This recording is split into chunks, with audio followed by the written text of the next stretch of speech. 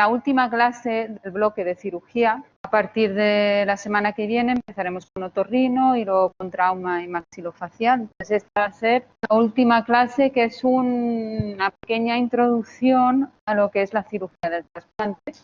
Como os podéis imaginar, esto es una disciplina entera que daría para toda una asignatura, ¿no? Manejar el trasplante. Entonces, lo que vamos a ver son unas pinceladas, una pequeña introducción a cómo se organizan los trasplantes y qué problemática hay, ¿no? Sobre todo. Entonces, en esta clase, lo que vamos a querer hacer es entender los esfuerzos y progresos en la cirugía del trasplante desde su inicio, la definición zoológica o genética entre el donante y receptor, entender lo que es la problemática del homotrasplante, el concepto y los tipos de rechazo, fundamentos, tipos y efectos secundarios de la inmunosupresión, el reclutamiento y el tipo de donaciones y extracción y preservación de los órganos. Pero ya como he comentado, va a ser todo sin profundizar demasiado en el tema, porque obviamente no nos va a dar tiempo hoy. Entonces, el trasplante se inició en torno a los años 50 con el primer trasplante que se hizo fue un trasplante renal entre hermanas gemelas, con una idénticas. Entonces, el primer trasplante con éxito se hizo entre estas dos hermanas que estamos viendo aquí en la foto, con sus hijos y bueno, pues fue un trasplante con éxito. Después de esto empezaron a desarrollar las técnicas de trasplante, pero claro, empezaron a hacerse entre personas que no eran genéticamente iguales.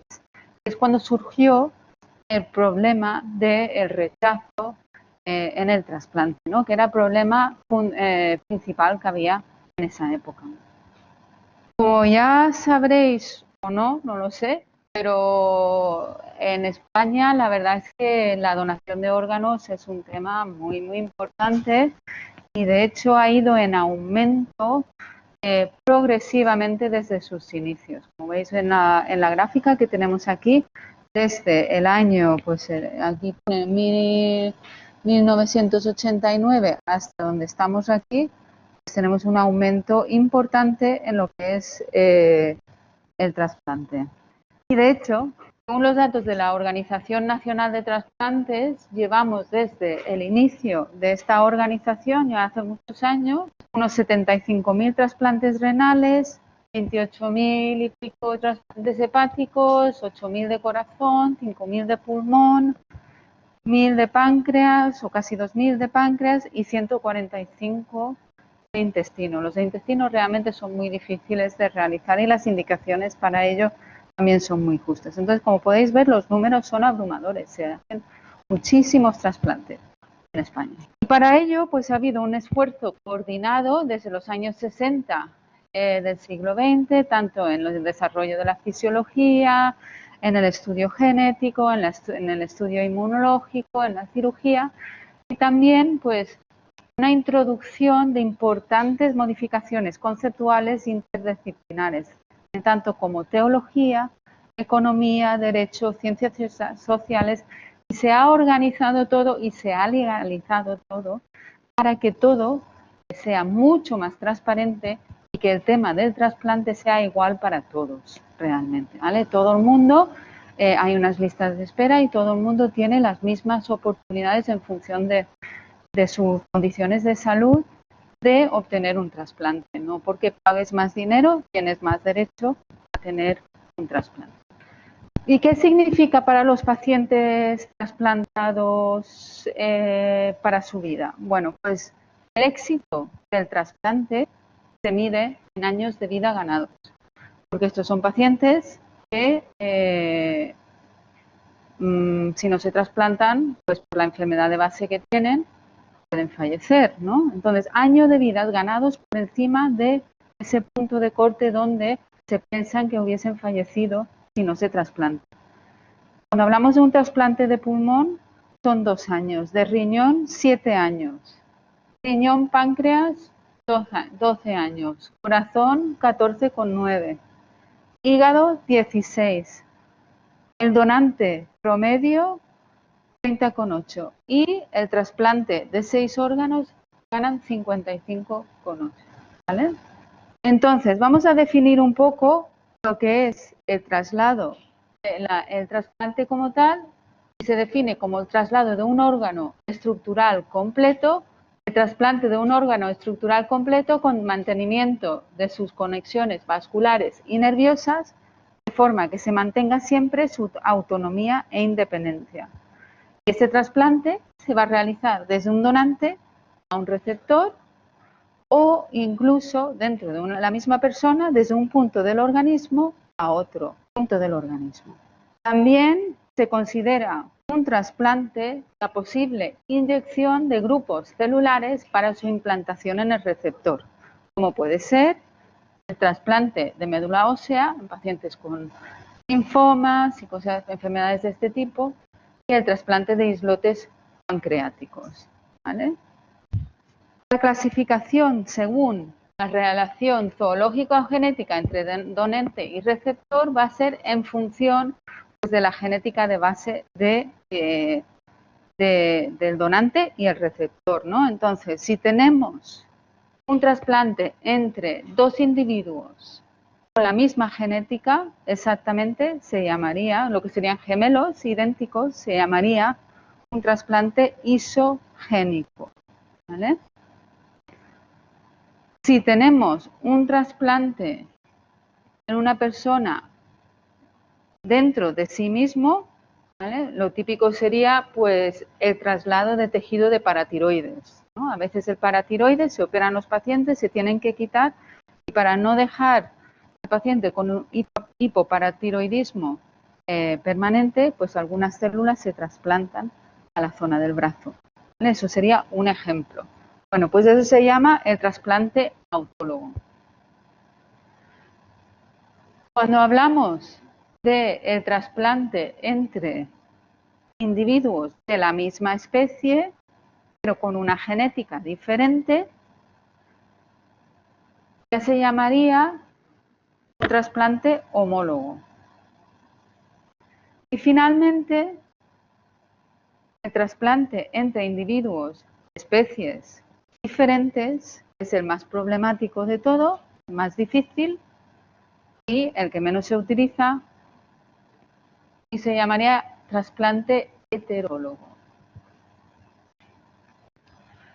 Por otra parte, cuando hablamos de un órgano trasplantado, ese órgano se puede implantar en la persona receptora en el mismo sitio donde estaba el órgano originalmente, que sería un trasplante ortotópico, ¿vale? Porque le quitan el hígado y le ponen un hígado nuevo en el mismo sitio donde estaba el hígado antiguo con las mismas conexiones vasculares, etc. O puede ser que ese órgano nuevo que se implanta en un sitio diferente porque es más sencillo técnicamente, como puede ser el trasplante renal, ¿vale? Que en lugar de colocarlo donde estaba el riñón, anteriormente se conecta a lo que es la zona de la ilíaca, ¿vale? A los vasos ilíacos. Entonces, los trasplantados renales, si les exploramos el abdomen, pues se notará que el riñón se puede tocar a veces en la zona derecha o izquierda, habitualmente en la derecha.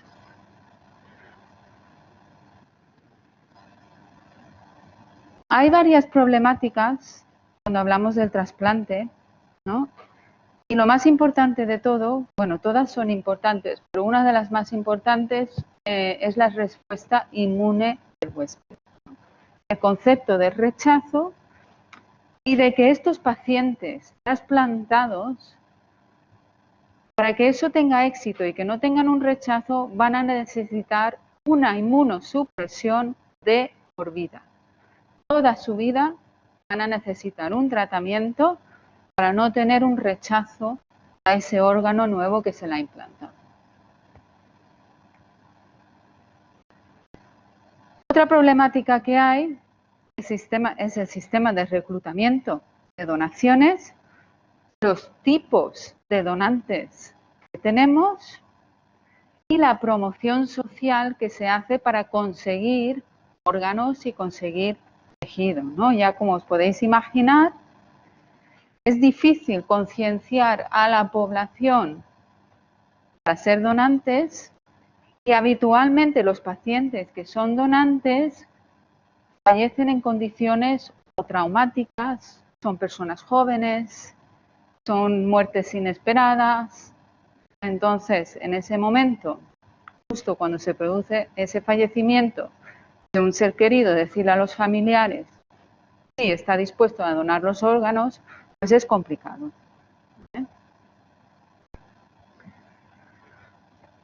El tercer problema principal que hay es el almacenamiento de órganos y tejidos, ¿vale? Estos órganos, en la inmensa mayoría de casos, se sacan en un centro, un donante que está en un centro y que está a cientos de kilómetros de donde se van a implantar, ¿vale? Pueden ser incluso intercomunitarios, hay algunos interpaíses, ¿vale?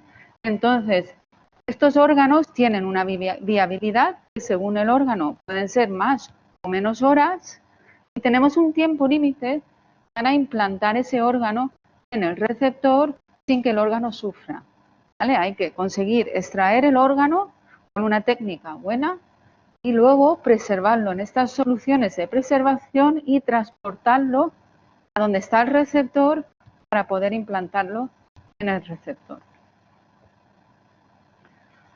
Y bueno, pues más de lo mismo, la tecnología y la técnica quirúrgica es importante que sea buena para mantener la supervivencia y también que ese órgano funcione una vez que está trasplantado, que no esté dañado.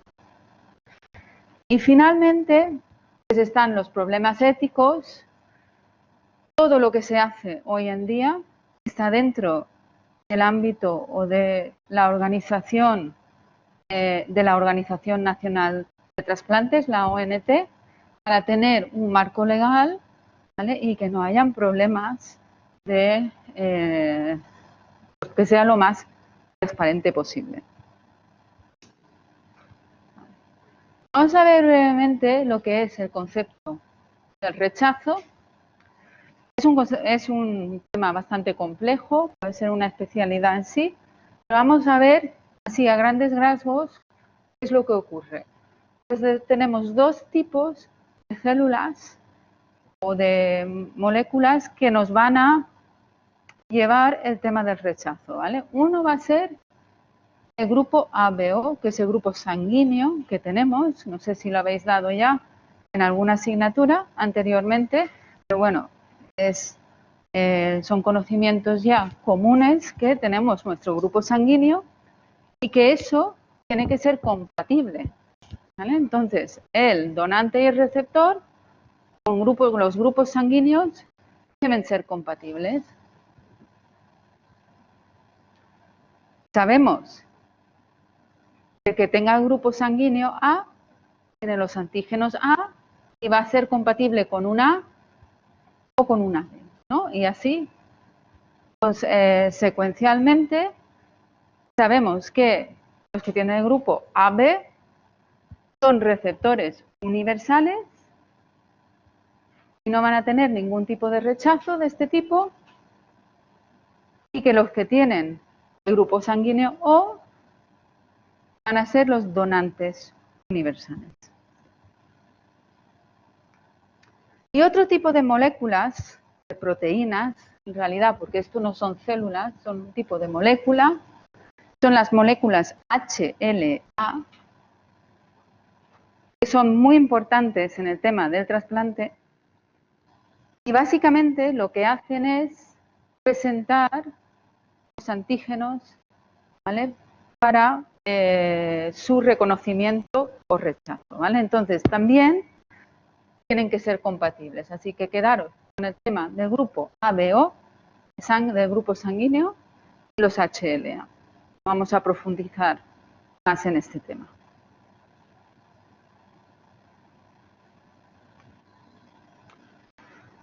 También existen varios tipos de rechazo, son tres. Tenemos el rechazo hiperagudo, es la destrucción inmediata del injerto debido a anticuerpos preformados anti-ABO o HLA ante estas moléculas. Lo que producen es una trombosis intravascular, ¿vale? Unos coágulos dentro de las arterias y las venas. Esto, si el donante y el receptor son compatibles, esto no debe ocurrir. Este tipo de rechazo no debe de ocurrir.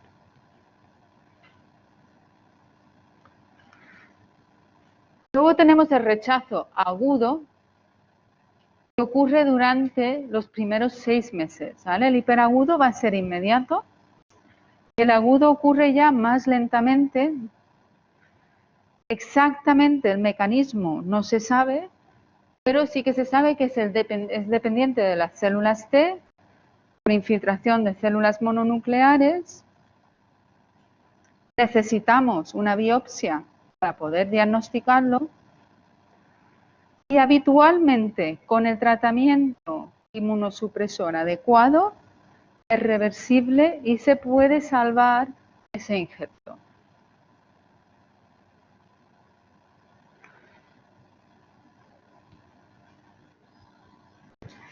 Y finalmente está el crónico, que ocurre mucho más tarde, después de 6 meses.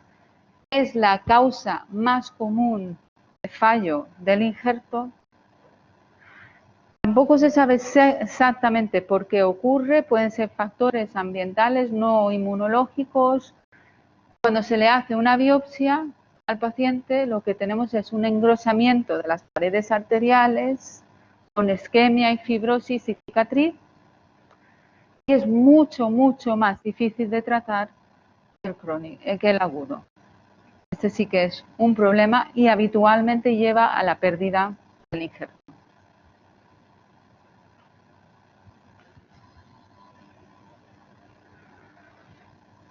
Y pasamos a lo que es el tema de la inmunosupresión. Tiene los mismos principios para todos los órganos, ¿vale? Y el objetivo es maximizar en lo posible la protección del injerto y minimizar los efectos secundarios de la inmunosupresión, que son importantes. Los pacientes tienen más necesidad de inmunosupresión en los primeros 3 meses después del trasplante, pero como ya he comentado, la necesidad de inmunosupresión es de por vida, es indefinido. Van a necesitar un tratamiento continuo. Y hay muchos fármacos. Habitualmente no se utiliza solo un fármaco, se utiliza una combinación de 2 o 3 fármacos. Hay diferentes líneas de inmunosupresión. Se pueden utilizar los corticoides, la ciatioprina, ciclosporina, tacrolimus. Cada una tiene sus efectos secundarios y sus indicaciones, ¿vale? Tampoco vamos a entrar ahí en detalle. Tener en cuenta que la inmunosupresión tiene unos efectos secundarios importantes y aumentan además a largo plazo el riesgo de infección en el receptor y el riesgo de desarrollar malignidades, tipos de cánceres, ¿vale? Entonces, en cuanto a las infecciones, habitualmente son infecciones oportunistas, son infecciones a lo mejor en una persona que no está inmunodeprimida no tienen problema, pero en estos pacientes sí, ¿vale? El citomegalovirus es un gran problema, infecta a muchos pacientes trasplantados. Las infecciones bacterianas y fúngicas son comunes y como tienen más inmunosupresión en los primeros meses, pues el riesgo es mayor también de tener estas infecciones en los primeros meses. Y en cuanto a los cánceres que se pueden desarrollar en pacientes inmunosuprimidos, tenemos las enfermedades linfoproliferativas, los linfomas y el cáncer epidermoide de piel.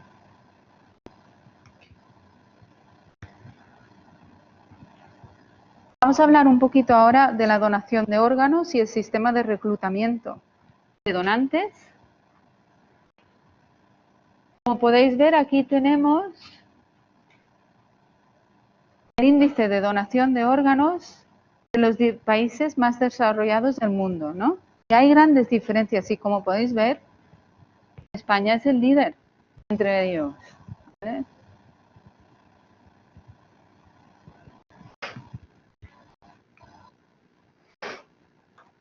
Y a ver si podemos activar este vídeo que nos explica la coordinación de lo que es un trasplante. El coordinador hospitalario de trasplantes de un hospital detecta un posible donante que puede donar uno o varios órganos. Tras hacer una exhaustiva valoración y una vez que la familia del fallecido accede a la donación, contacta con la Oficina Central de Coordinación de la Organización Nacional de Trasplantes. Desde esta oficina central se realiza la distribución de órganos, atendiendo a los criterios clínicos y geográficos establecidos. Por ejemplo, un paciente en urgencia cero es el que tiene prioridad absoluta. Se contacta con el coordinador hospitalario de trasplantes del centro al que se le ha asignado el órgano.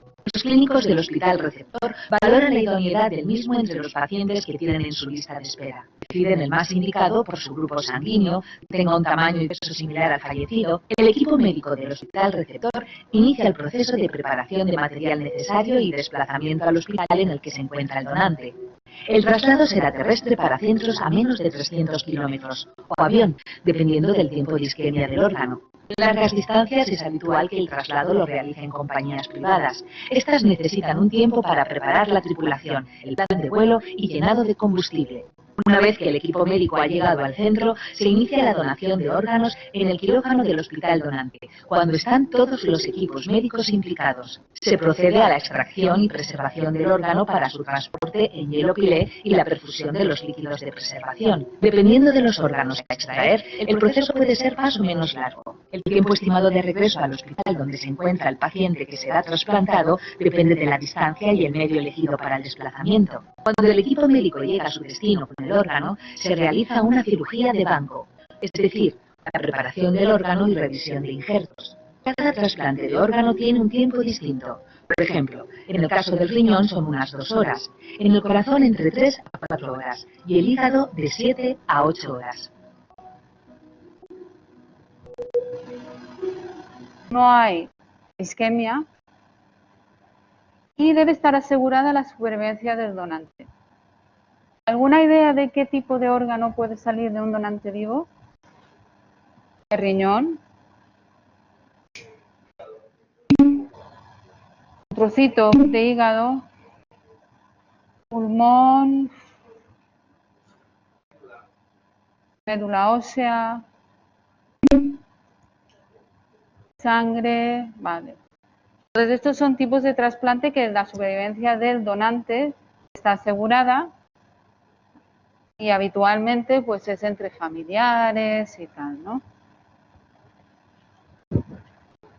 En segundo lugar tenemos el donante en muerte cerebral, pero que el corazón aún está funcionando, ¿vale? Lo cual tienen una mínima isquemia caliente. ¿Por qué? Porque el corazón se para justo en el momento que se van a sacar los órganos, ¿vale? No está, ese paciente sigue con el cuerpo funcionando. Es la mayor fuente de donaciones actualmente en España. Luego tenemos el donante a corazón parado, que es una isquemia caliente que se dice el tiempo máximo que tenemos para tener un paciente, para tener un donante a corazón parado y ponerlo todo en marcha es un máximo de 30 minutos antes de que sufran los órganos y sobre todo se utiliza pues, en el trasplante cardíaco. Y finalmente tenemos el donante cadáver donde se supera ese límite de tiempo que tenemos, ¿vale? Y solo se utiliza para tejidos muy poco vascularizados que no sufren. Pero realmente el donante cadáver no es una buena fuente de donación, ¿vale? Entonces la problemática de las donaciones es importante. Aquí en España se hace muy bien, pero a nivel mundial pues es difícil conseguir estos órganos. Hay muchísimas personas que necesitan trasplantes. ¿Y cómo podemos pues salvar esto? Maximizar en todo lo posible con la concienciación social, la donación de órganos provenientes de donantes en muerte cerebral, ¿vale? Que serían los ideales. El uso de donantes vivos siempre que se pueda, aunque sabemos que estas indicaciones tienen sus límites. Podemos aumentar trasplantes renales y hepáticos de donantes vivos. Está el concepto del trasplante hepático partido. Un mismo hígado puede servir para 2 o 3 personas, dependiendo de cómo se parta. Y luego está ahora una cosa que está en auge, es el donante a corazón parado, es el aumento de donaciones a corazón parado, ¿no? Y aquí lo estamos viendo, cómo se está promocionando mucho este tema. A ver si me funciona. No me funciona el puntero hoy. Pero básicamente lo que se hace, lo tenéis en los apuntes y lo podéis ver detenidamente luego, es que se monta una circulación extracorpórea, ¿vale? Entonces, aunque el paciente está en corazón parado, la sangre sigue oxigenando a ese cuerpo. Entonces se pueden utilizar, el tiempo de isquemia es mínimo y se pueden utilizar estos órganos. ¿Vale? Entonces esto es una cosa que se está utilizando más y más hoy en día, el donante a corazón parado.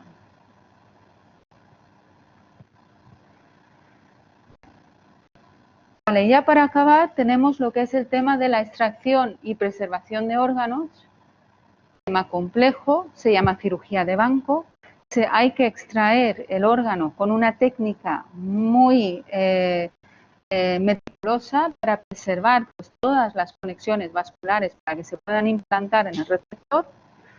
Habitualmente lo que se hace con el donante justo en el quirófano, se enfría totalmente el cuerpo, se les pone hielo, se infunden líquidos fríos para disminuir todo el metabolismo y que aguanten más los órganos.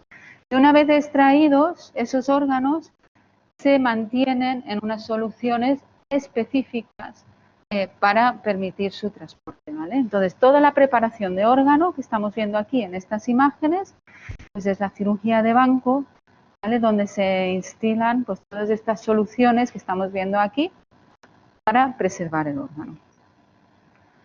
Y aquí estamos viendo unas imágenes de la cirugía de banco, aquí en el hospital clínico, ¿vale? Son los cirujanos sacando el montaje que tenemos en quirófano, la mesa de al lado donde se van colocando los diferentes órganos, ¿vale? Y alguien pues, que va cronometrando el tiempo que está pasando, que es muy importante.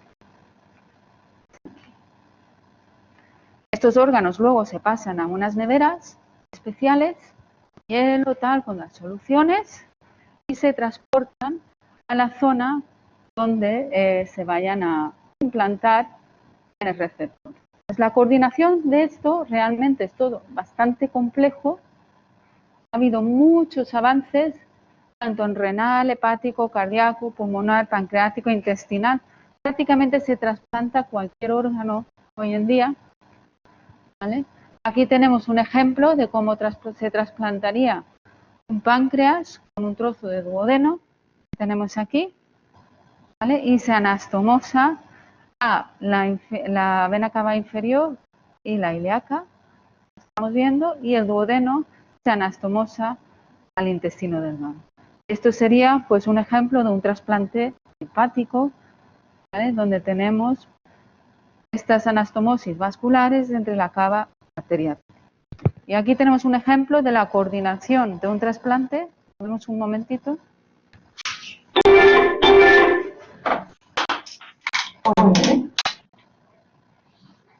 Hola, Silvia, ¿qué tal? Cuéntame. Mira, eso, pues nada, buenas familias. Varón, 60 años, pero positivo.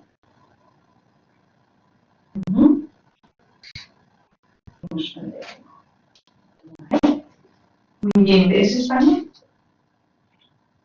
Sí.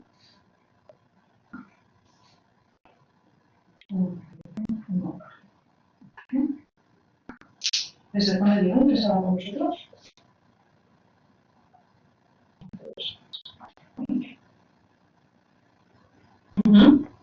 ¿Antecedentes? Actualmente, ¿verdad? Sí. Vale. ¿Cuántos haces? Ajá. Vale, muy bien. Pues no sé si me quieres dar ecografías o datos analíticos. Sí. Vale. Hola, hola, ¿qué tal? Soy María de la ONT. Hola, mira, te llamo para hacerte un ofrecimiento porque tenemos un potencial donante y a lo mejor para ti me gusta lista podría valer. ¿Sería? Vale, pues mira, es un varón de 60 años, grupo cero, que pesa 70 kilos, mide una talla 1,75. Ingresó hace 2 días por un ACV hemorrágico. Es fumador, es paquete diario, no bebedor, hipertenso con un fármaco, no diabético, y el único antecedente que tiene es una cirugía previa de una apendicitis. Ya está. Entonces se van repartiendo pues, los órganos de ese donante a las diferentes listas de espera que tenemos.